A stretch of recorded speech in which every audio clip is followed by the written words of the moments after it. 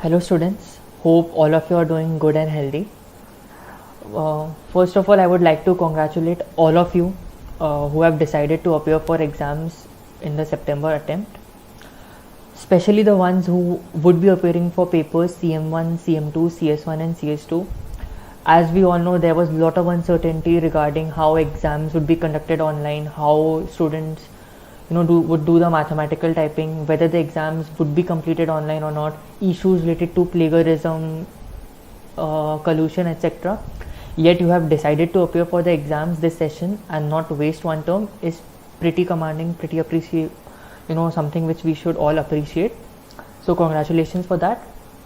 So through this video, I would be discussing the exam strategies and the exam tips which you all should keep in mind while giving the paper A part of papers CM1, CM2, CS1 and CS2.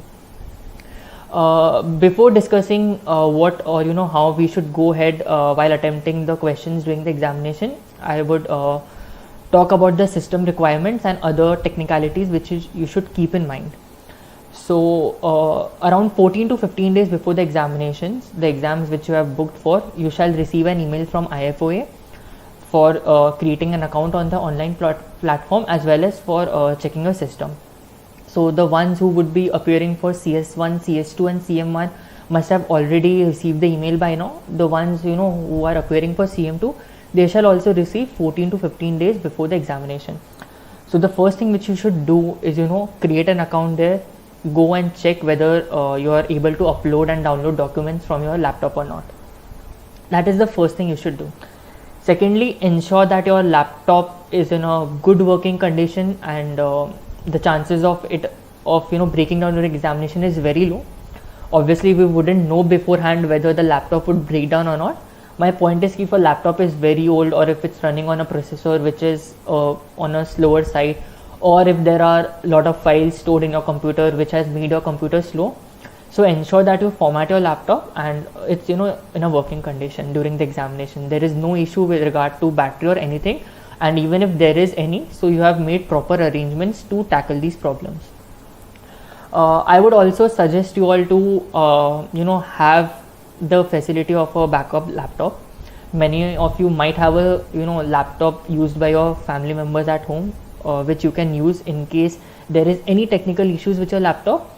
The ones who don't have it, to be on the safe side, it's better that you make arrangements so that you can borrow it either from your friends, relative or neighbors for at least the days of examination.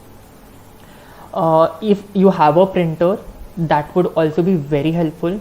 Or if your neighbor, relatives, again something the ones who stay beside you, maybe the flat next to you, so on, if they have a printer, that would be very helpful so that you can print the question paper.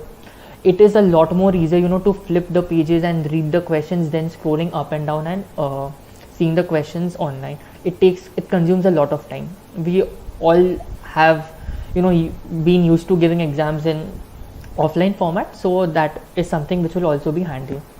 Another thing which you should ensure is that you have proper internet connection.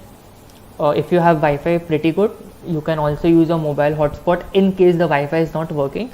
So ensure you have two sources of internet connection. It could be one your laptop, second it could be your Wi-Fi. Second could be the taking internet connection through mobile hotspot, or it could be directly your hotspot from mobile itself. Also ensure that you or your family member or anyone near you who is not giving exams themselves on that particular day has the facility of international calling. In case you are unable to upload the scripts or there is any system related to issues or any circumstances which deters you from giving the exams in intended way, you can communicate this immediately with IFOA and they can let you know the course of action. So ensure that you have the facility of international calling. So these were regarding the system checks and what all you need to have before the examination. Coming to the examination, so it's a 3 hour 15 minutes examination. Separately a 15-minute window would be available for uploading your answer script. Remember that you're not allowed to write during this 15 times. The last modified time in your Word is available, so do not think that you can use those 15 minutes to maybe write down certain more answers and then upload it. You have 3 hour 15 minutes, take it say 3 hour 10 minutes only, do all solve all these questions in this time, and then try to upload. Once 3 hour 15 minute crosses, under no circumstances you should type or make any changes to your document. Your entire focus should be on uploading. As IOFA has conveyed through their communications, if you are unable to upload the document, you are expected to call them immediately, and only once they confirm you, you are allowed to send your scripts through email. In the first attempt, that is 2019 April, they had the facility where students could directly email their answer scripts if they were unable to upload the documents. From this session, they haven't allowed this. You have to call them, get their permission, and then only you're allowed to email the scripts. Otherwise, you need to upload through their platform itself.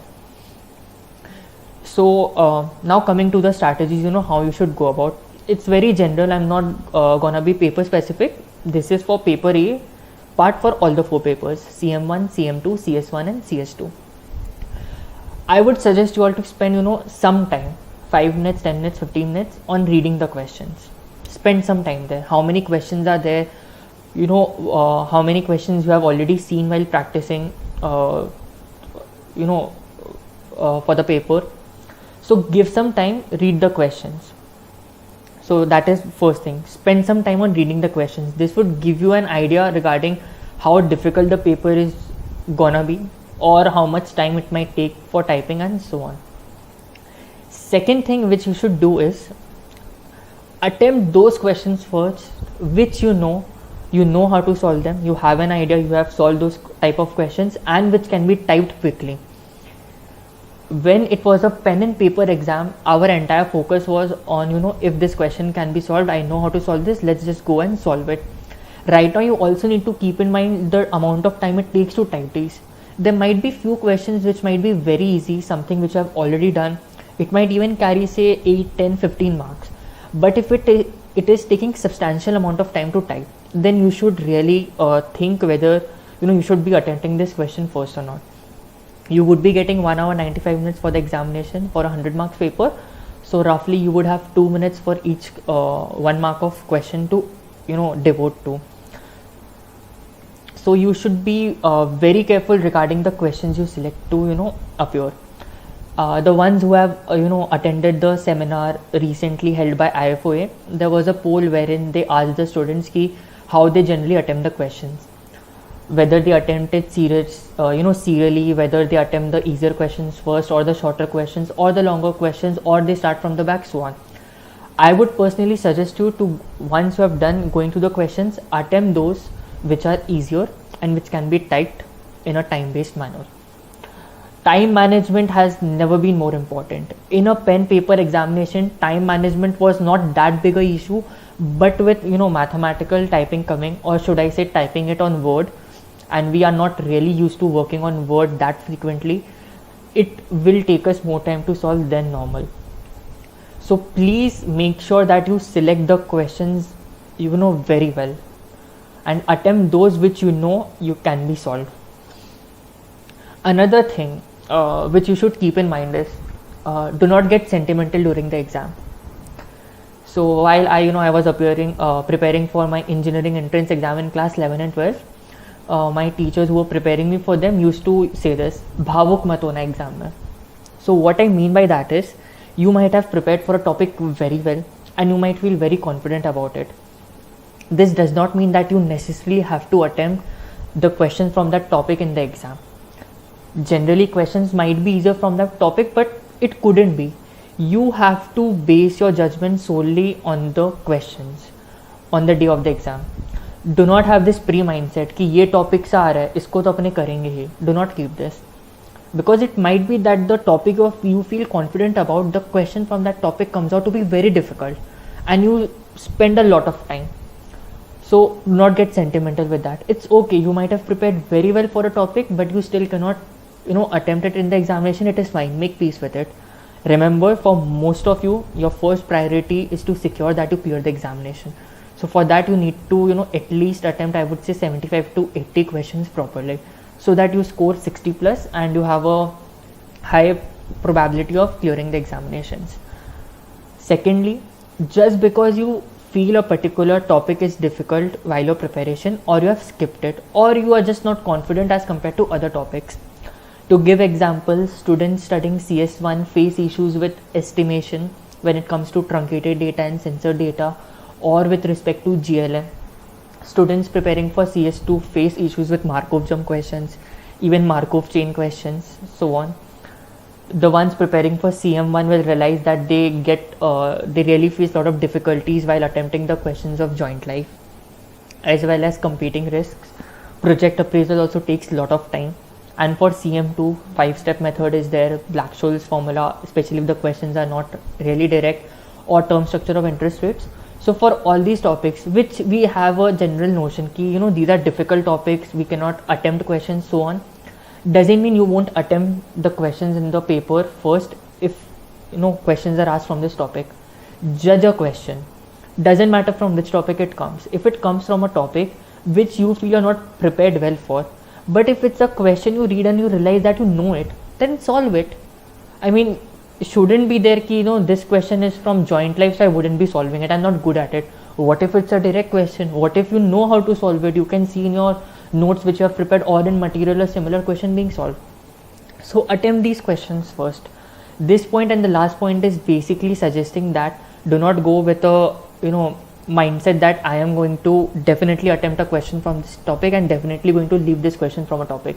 Do not do that. We all have our strengths and weaknesses for particular topics, but on the day of exam, the 3 hour 15 minutes, the first 5 to 15 minutes which you would be spending on reading the questions is to judge. Different students have different strengths, so it's very subjective. You need to make a call for yourself and see which question you should tackle first. So this is something you should really keep in mind. Another thing is, if you select a question, you feel you can solve it, but while solving it you realize that you're missing something, you're unable to solve it, calculate, or any such thing, and it has taken substantial more time, say around, it's a 10-mark question, you have already devoted 20 minutes and you're not really sure whether you're going to score anything or not. Leave the work as it is, do not delete anything, move to the next page, start solving the next question. Don't get stuck into a single question. Just because you have invested 15 minutes or 20 minutes in a question doesn't mean you have to invest the next 20 minutes as well. Remove that. Okay, fine, it's not an issue. Even if you score a 0 in that question because you did something wrong, at least you move on to the next one and solve it. Sticking to a single question will not help you in the examination. So this is there. And finally, I would say, which you all should really keep in mind is abide by the assessment regulations. Do not engage in any activity or use any techniques which can be detected by IFOA and which can be used for grounds of taking disciplinary action against you. Especially collusion. Plagiarism is something, even if few points are similar, you give citation, there is no issue at all. If there is just 1 or 2 lines in a 10-line, 12-line answer which is similar to the material or online resource, IFOA is flexible with it. They won't take it. I mean, they wouldn't really create an issue for you. But if your entire answer is similar to any resource available online or co-reading, then obviously that is an act of plagiarism. You can obviously paraphrase. There is no issue with paraphrasing. You can paraphrase, you can even use your own style of writing and words, fine. But do not copy paste the exact structure. And collusion is something you should not attempt. Even we all know, you might very well be knowing that we are not going to engage in this, we're not going to copy from our friends or something like that, because it might lead to negative consequences. Still in the examination, if you panic, you feel that you might not be able to clear the examination, so sometimes in desperation we try to resort to these activities. So I am suggesting, rather I am actually asking you all not to resort to that. Don't let that a few minutes of weakness make you indulge in such activities. The institute has been taking strong disciplinary action against these students who have been found to be colluding. They have banned them for around 2 years from giving exams. So remember, it's better to fail the exam than to take the risk and face and get banned from the institute from giving exams for 2 years. So do not get desperate. Do not take the help of any student, neither do help them. If you are helping your friend, he or she copies the answers from you, they said कि we will do it in our own words, don't worry, अपने change कर लेंगे. But what if they exactly copy paste what you have done? You would be caught, so would that student be. So even though you haven't taken any help, giving help to others also would be considered as an act of collusion. So please abide by the rules provided by IFOA. Do not indulge in any act of collusion, even if it's your close friend, best friend, cousin, doesn't matter. Be very careful while giving these examinations. So all the best again for your preparation.